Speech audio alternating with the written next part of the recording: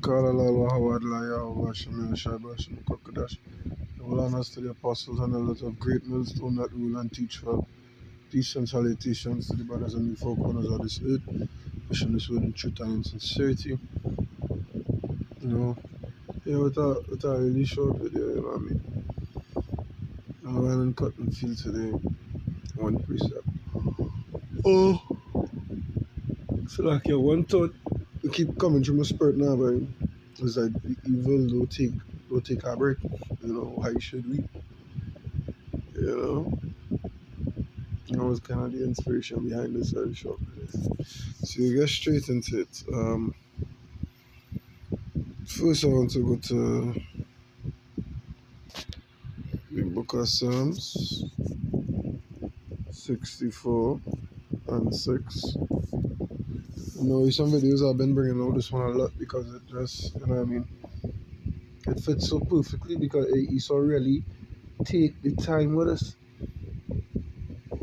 Everything that you've seen implemented now, the prophecies that you've seen come to pass, they were set in motion 50, 60 years ago. I understand that he's older than me. He's twice my age and more. Right? It says, they search out iniquities, they accomplish a diligent search. Yeah, they use the totality of the resources to do the wickedness. Right? They use the totality of the resources to go to any length, by any means. You know what I mean? To accomplish their agenda. Right? To do what they had to do. You know what I mean? To do what they were set here to do. And we ought to do the same. You know, we ought to do the same. This I'll go to the next person. The book of Second Ezra 16 and 29. Yes.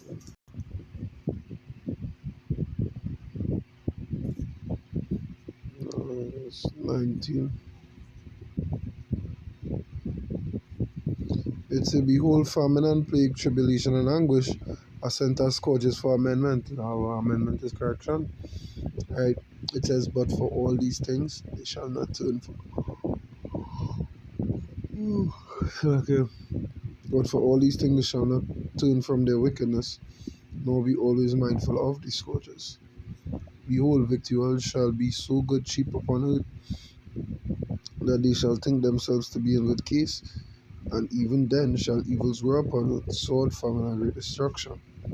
Yeah, because you're able to do certain things, there are certain so-called freedoms now. You understand? You think everything is rainbows and fucking unicorns. It's not. Shit is worse off now than it was 50 or 60 years ago. Right? Shit is diabolical for lack of a more intense word. Because that diligent search he so do. You understand? So the evil thought of them, of every one of them is deep. Alright? They, they went so deep into the search that they put you in a spot where you have no way out other than divine intervention. Right? There's absolutely nothing you could do, you know, to get away from it. Right? Absolutely nothing you could do to get away from the wrath of Esau. Right? Verse 22 say, for many of them that dwell upon earth shall perish of famine, and the other that escape the hunger. So like shall the sword destroy. Right? Yeah. The ones that think they will get away from the hunger. Because they have. Because there's because it's somewhat prominent in this society as it is here now. In Esau Kingdom, Esau get them a somewhat important part to play. Right? I think as we just said on there, you're having. Right? So you wouldn't go hungry. You is the ones who the sword will come and it will destroy. Right? The sword will destroy you. And it ain't no tiptoeing around that fact. It ain't no ain't no getting around it basically. This is exactly what is going to happen. Alright, thus said the Lord. Alright.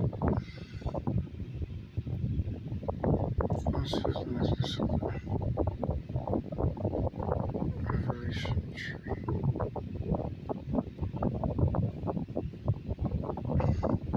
You know, before about it, now let's touching this one. Revelation 12. 12, you know? Because it's the same Esau rat the script, this precept talking about. It says, therefore rejoice ye about. Forgive me if I yawn into real frequently is 2:10 a.m.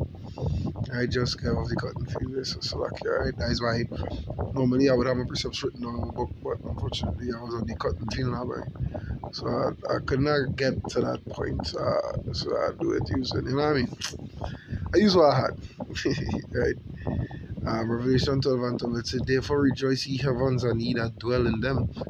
Woe to the inhabitants of the earth and the sea and of the sea, for the devil is come down unto you, having great wrath, because he knoweth that he had but a short time. Right? He come down unto us having great wrath, because he know he have a short time, and it's not this year he know that. It's not last year, it's not the year of the pandemic, it's not fucking 5 years ago he know he had a short time. Right? It's way longer than that. He doesn't see the end of the kingdom. That is why, as I said in the beginning of the video, they put infrastructures in place since 40, 50, 60 years ago, you know, for today. That is why everything happening is able to happen so simultaneously. You know what I mean? So expeditiously, if you would. Right? So he's not know he was implementing infrastructure to bring down that great rat. You know what I mean? Since probably grandparents or children, I suppose. 40, 50, I wouldn't say grandparents. Let me say we parents. Let me say parents, because, yeah. Right? Um,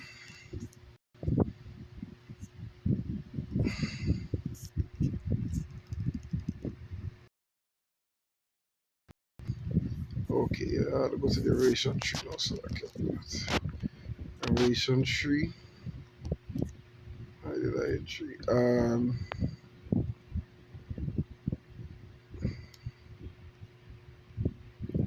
10, right? It says, because thou hast kept the word of my patience, I also will keep thee from the hour of temptation, which shall come upon all the world to try them that dwell upon the earth.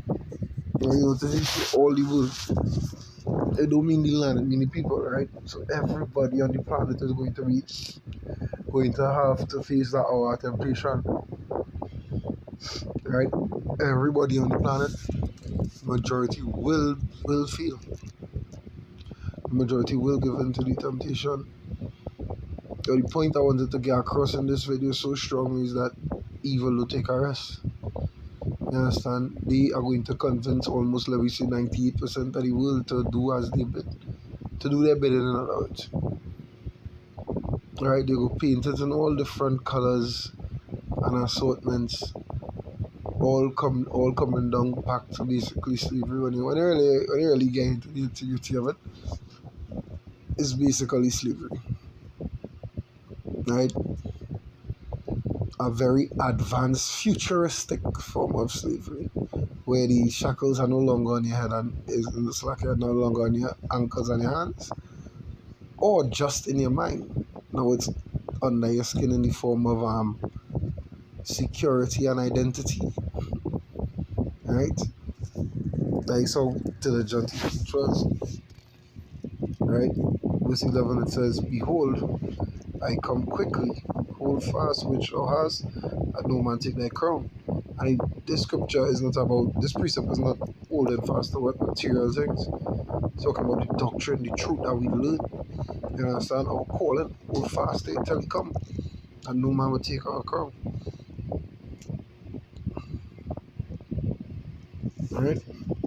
It's a him that overcometh will I make a pillar in the temple of my power, and he shall go no more out, and I will write upon him the name of my power, and the name of the city of my power, which is New Jerusalem, which cometh down out of heaven from my power, and I will write upon him my name. Yeah. Because what? Because we have to keep that patience. So the same way the wicked not taking any rest breaks these off is the same way, same mindset. We have to we under the pressure, we under the rulership of them. So yes, we know we are shit to, you know what I mean? Shit, we all gonna be harder, right? We will be more complicated, which in the long run is a benefit. You know what I mean? So the weak will fall out fast. You understand? It's like an automatic sifting, you know, an automatic sifting system, so to speak. Right. Final precept. I'm gonna go to the book of Hebrews.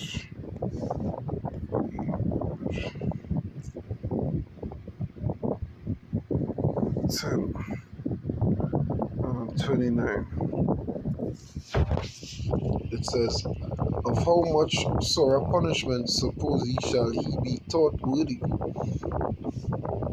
who had trodden under foot the Son of Power, and had counted the blood of the covenant wherewith he was sanctified an unholy thing, and had done despite unto the Spirit of grace." Right? Yeah, so basically what this precept saying is, how much was the punishment for them not fall off the, them not enter in the truth, and spend time in it and say, nah, this is shit. You understand? How much sore the punishment will be like? It's if we know him that said, "Vengeance belongeth unto me, I will recompense, saith the Lord. And again, the Lord shall judge his people there. Is the Lord who plead with all flesh?" Verse 31, it is a fearful thing to fall into the hands of the living power. Yeah. Because the same way they're doing their thing, they're doing it by the will of power. You understand? They're doing it by the will of God. Remember, the Most High control every spirit, good, bad, in between. You understand? The Most High is the one in charge of that spirit, allowing it to do whatever I do it is because the Most High allowed it to do it. Whatever it could be, how terrible, how diabolical. The Most High allowed that for whatever reason. His thoughts are not our thoughts, and his ways are above our ways. So, and even getting into that, the fact of the matter is, this is the will of God, right? So as the book of Timothy say, we have to be, you know what I mean, endure as good soldiers, have patience, suffer in silence. You know, that what we have to do and wait, keep it calm, keep firm. You know, and yeah, that was just the message in this video. So,